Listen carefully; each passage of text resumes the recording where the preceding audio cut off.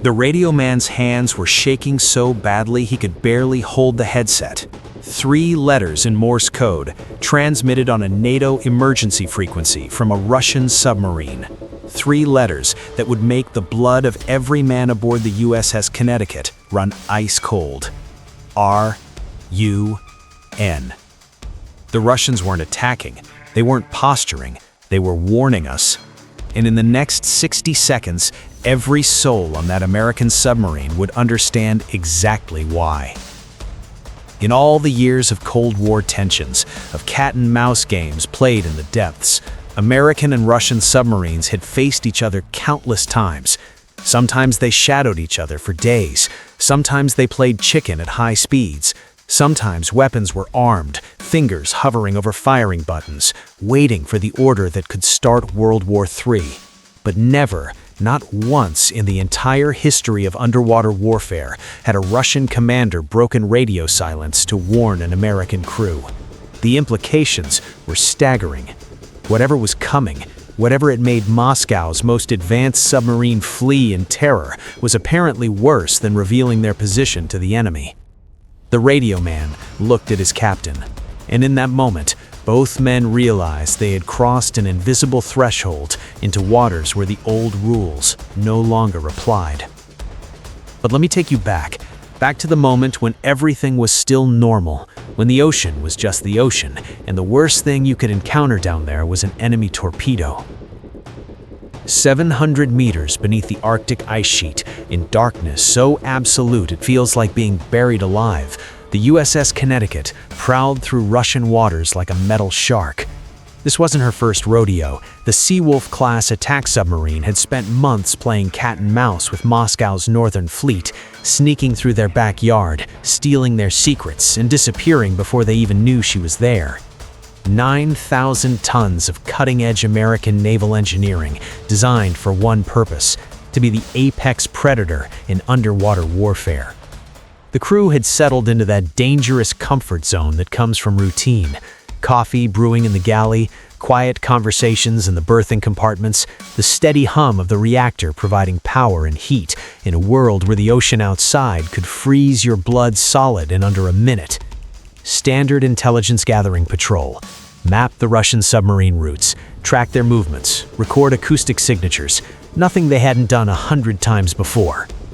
Then, at 22 minutes past midnight, every screen in the Combat Information Center erupted in crimson. The general quarters alarm didn't just sound, it screamed. Men bolted from their bunks, still half asleep, muscle memory carrying them to battle stations while their minds struggled to catch up. In the CIC, bathed in red emergency lighting that made everyone look like ghosts, the sonar officer stared at his display with the expression of a man watching his own funeral. "Contact," he whispered, then louder. "Contact, bearing 035, range 4,000 yards, depth 700 meters. It's in the ice." The captain materialized beside him, eyes locked on the thermal imaging display. What he saw there violated everything his 23 years of submarine command had taught him. A heat signature, massive, geometric, fixed inside the ice canopy above them like someone had carved out a cathedral and filled it with machinery. It radiated thermal energy in precise patterns, organized flows that screamed artificial construction. "Run classification," the captain ordered. The computer analyzed the signature, waited, analyzed again. The classification field blinked. Unknown contact. In submarine warfare, that's the phrase that stops your heart. Not enemy submarine, not hostile contact. Unknown. Because unknown means your billion-dollar sensor suite, loaded with the acoustic signature of every vessel ever built by every nation on Earth, has just encountered something it has never seen before. Something that shouldn't exist. "Sir," the XO's voice was carefully controlled. "Recommend we maintain distance and—" "No," the captain's jaw set. "Get us closer. I want to know what that is." What happened next was like trying to parallel park a submarine the size of a football field with blindfolds. The helmsman's fingers danced across the controls, using tiny thruster bursts to inch the Connecticut upward toward the ice keel. Every meter gained was a gamble. Too fast, and they'd crash into ice hard enough to shatter steel. Too slow, and the current would catch them, slam them sideways into formations that would rip through the hull like paper.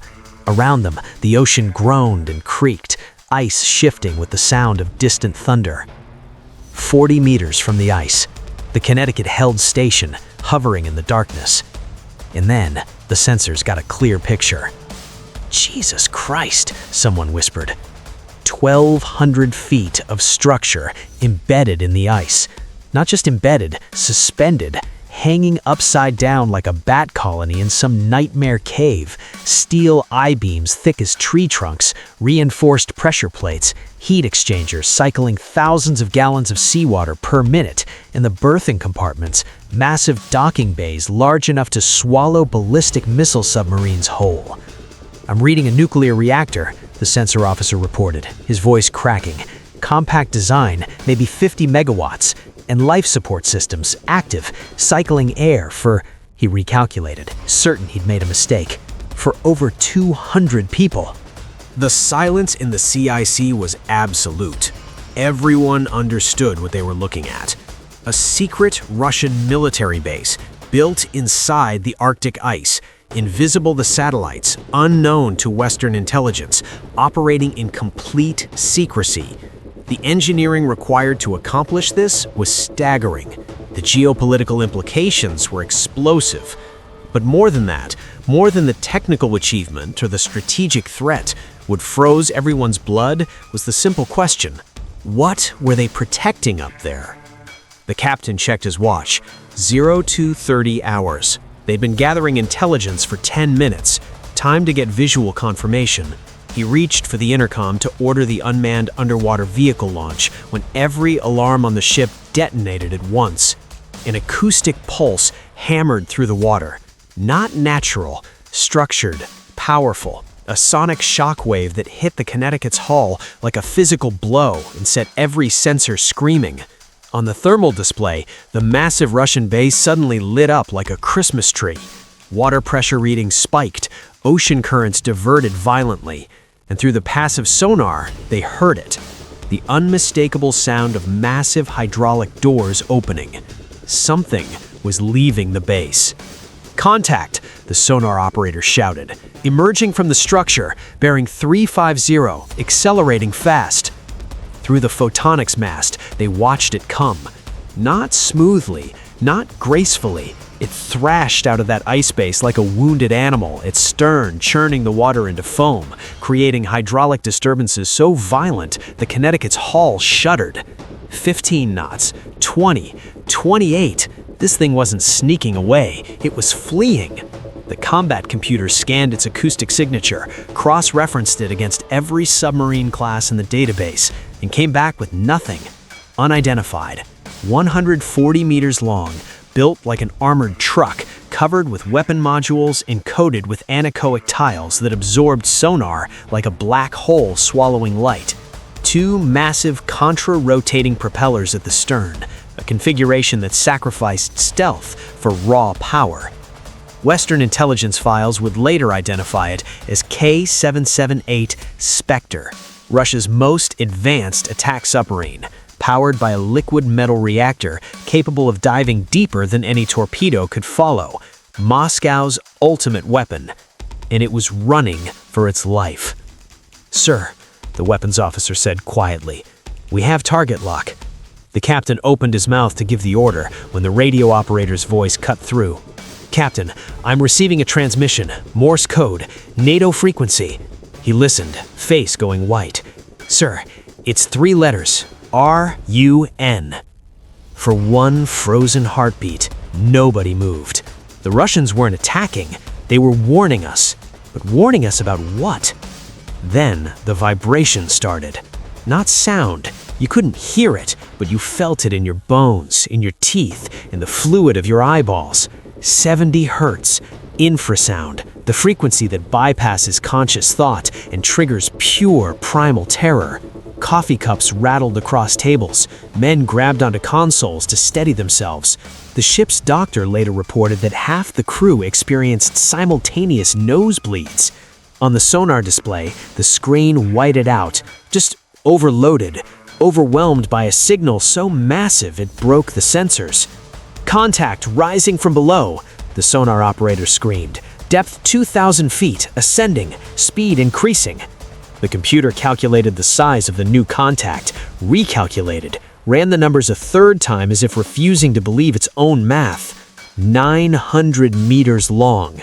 Let me give you context. The largest aircraft carrier ever built is 330 meters. This thing was 3 times that, as long as 3 football fields placed end to end, a horizontal skyscraper gliding through the ocean depths. The amount of water it displaced as it moved generated pressure waves that made the Connecticut's external sensors scream tsunami warnings. But the size wasn't the worst part. This thing moved in absolute silence. No propeller noise, no reactor hum, no mechanical sound whatsoever. It defied every law of physics. It shouldn't be able to move. It shouldn't be able to exist. But there it was, rising from the abyss like something out of a fever dream. The spectral analysis system tried to identify the whole material. The results that came back made the scientists go silent. Element 120, unbinilium, a substance that only exists in particle accelerators for milliseconds before decaying. Except here it was, somehow stable, coating a vessel nearly a kilometer long. In that moment, every assumption shattered. This wasn't Russian, it wasn't Chinese, it wasn't anything human. No nation on Earth possessed technology like this. No nation could create stable, exotic matter. No nation could build something this large that moved without sound. The captain stood frozen at the center of the CIC, watching this impossibility glide past them like they didn't even exist. Like the USS Connecticut, with all its weapons and sensors and nuclear power, was nothing more than a minnow in the shadow of a whale. Like the entire Cold War, the entire history of naval warfare, was just children playing with toys, while something ancient and incomprehensible moved through its territory. "Captain?" The XO's voice was barely a whisper. "Orders? What do you say?